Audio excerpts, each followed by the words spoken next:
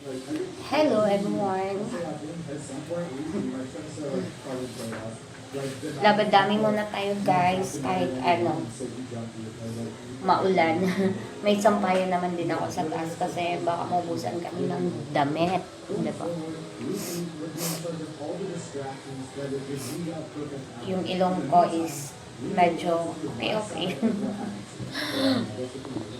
Ayan, ang dami kong labahan. Ito mga damit na to. Tapos, ayun. May frog dito guys. A little frog. Ayan. Ayan. Itanim namin yan. Tapos na yung mga short namin.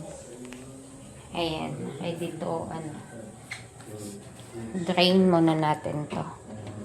Para hindi mag-ano-ano yung mga tubig. Ito mga t-shirt namin.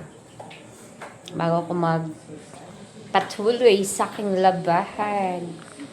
Ayan. Yun, ulan-ulan dun. Labadani. Laban mo. Again.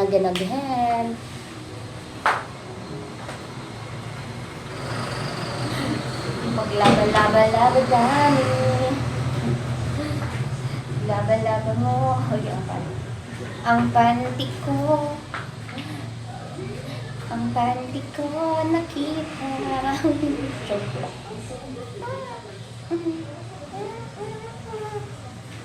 Ayan. Pag maluwang yung damitan natin guys, hindi gumaganon yung tiyan natin, diba? Kaya, ganyan. Isayaw na.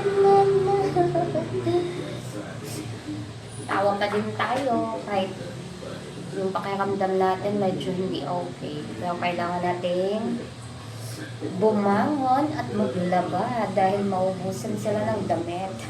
Yung anak ko maubusan. Punta pa kami sa Talipapa. Kasi mag-picture pa daw yung anak ko doon. May ano sila guys, yung isda. 5 klase ng isda. Kailangan nilang magpa-picture tapos sabay print. Portfolio daw nila yung kailangan pang ganun. Wala eh. Basta mga ganyan. Kailangan din natin gawin para may pasa naman yung anak natin at hindi naman masero sa mga gawain sa school. Kailangan natin silang subaybayan. Kasi kung di natin sila subaybayan, wala silang magiging grade. Diba? Yun lang yung buhay natin mag-ina. Bilang ina sa mga anak natin. Kailangan natin silang subaybayan sa paglaki, sa mga gawain. Kailangan din natin silang turuan kung hindi man nila alam, diba? Ganyan ako sa anak ko. Laging nakasuporta. Tapusin ko muna yung labahan ko, guys. Nag-off na naman siya. Thank you for watching. Bye-bye. Ingat all. God bless us. Bye-bye. Happy Sunday, everyone. Sunday tayo ngayon, no? Kuya? Sunday tayo ngayon? Sunday? Happy Sunday, everyone. Bye-bye.